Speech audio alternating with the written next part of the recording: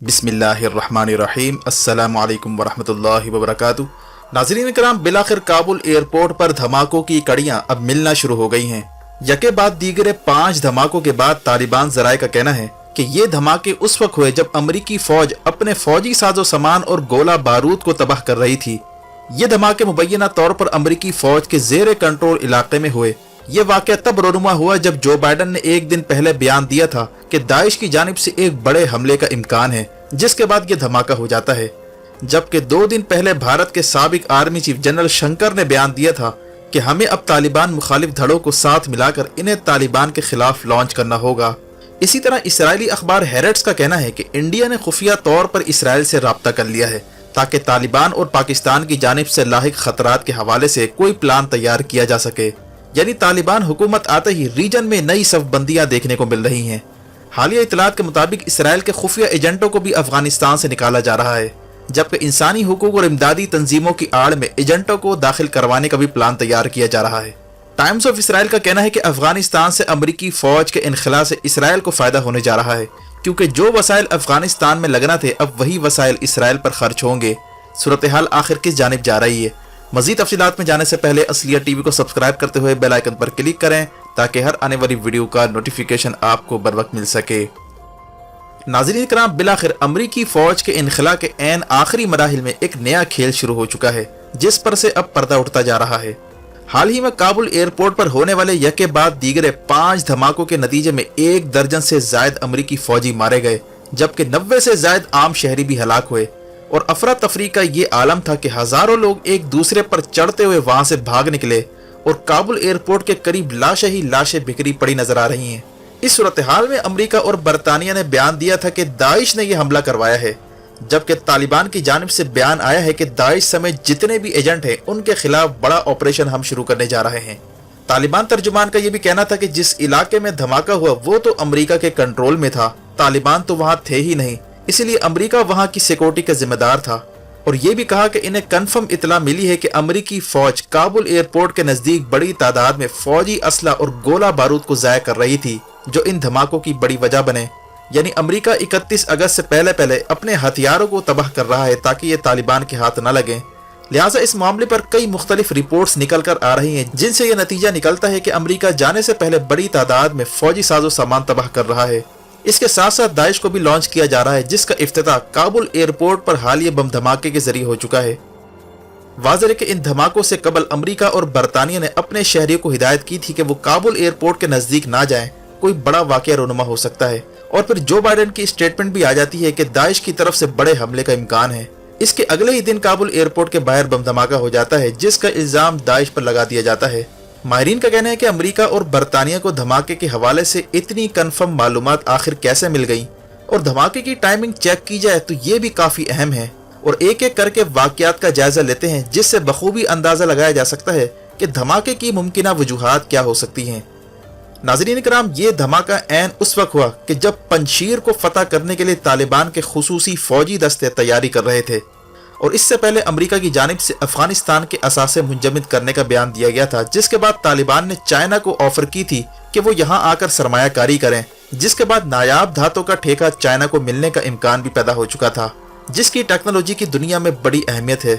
और चाइना ने तालिबान को सिक्योरिटी संभालने की शर्त पर $282 मिलियन की सरमायाकारी का भी ऐलान किया था।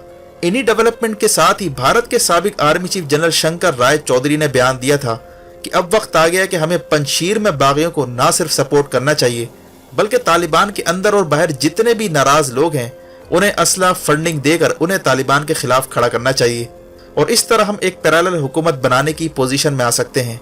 और भारतीय दिफाई हलकों में ये प्लान भी डिस्कस हो रहा है कि किसी तरह टीटीपी और तालिबान मुखालिफ धड़ों को भारत में पनाह दी जाए और अलग से जिला वतन हुकूमत कायम की जाए। यानी जैसे तिब्बत के दलाई लामा को भारत में रखा गया और उसकी जिला वतन हुकूमत कायम की गई, वैसे ही कुछ प्लान अफगानिस्तान के हवाले से बनाया जा रहा है।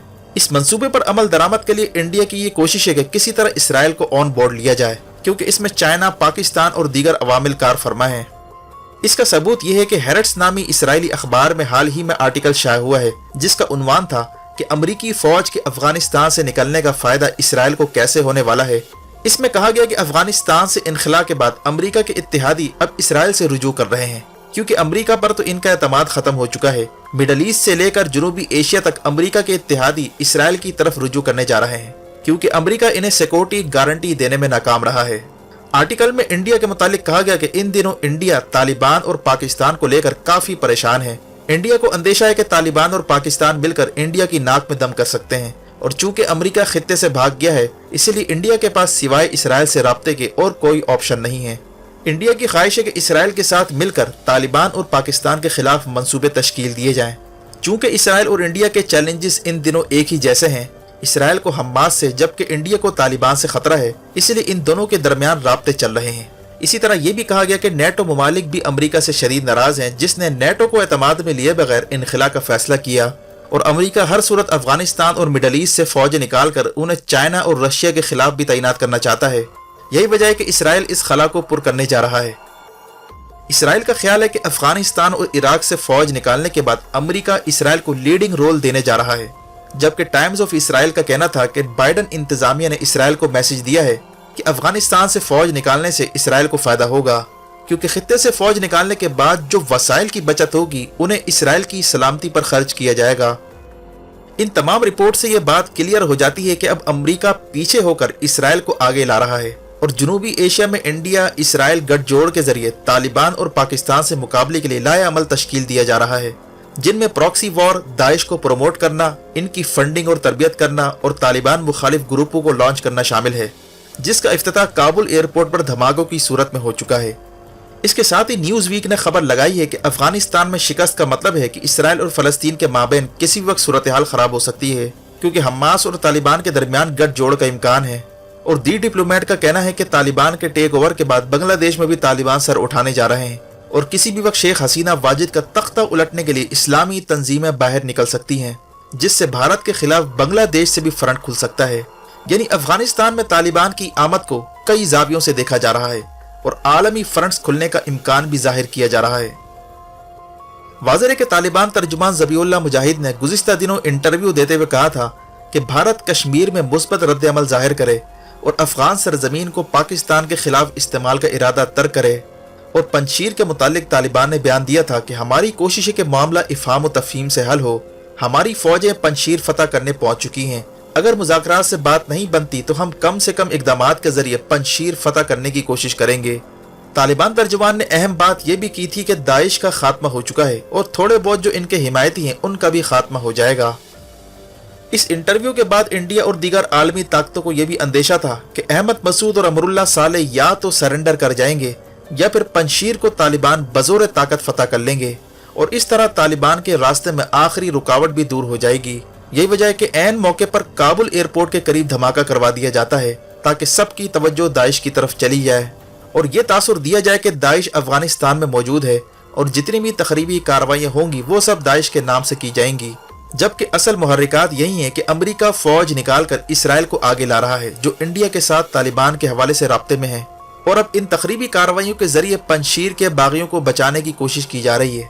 यही वजह है कि तालिबान ने 31 अगस्त का अल्टीमेटम दिया है कि सारी फौज काबुल एयरपोर्ट से निकाली जाए, जबकि तुर्की ने भी अपनी फौज निकाल ली है और 31 अगस्त के बाद काबुल एयरपोर्ट पर कंट्रोल हासिल करके तालिबान मुल्क के तूल अर्ज में क्लियरिंग ऑपरेशन करने का भी इरादा कर रहे हैं ताकि गैर मुल्की एजेंटों पर अरसा हयात तंग हो सके।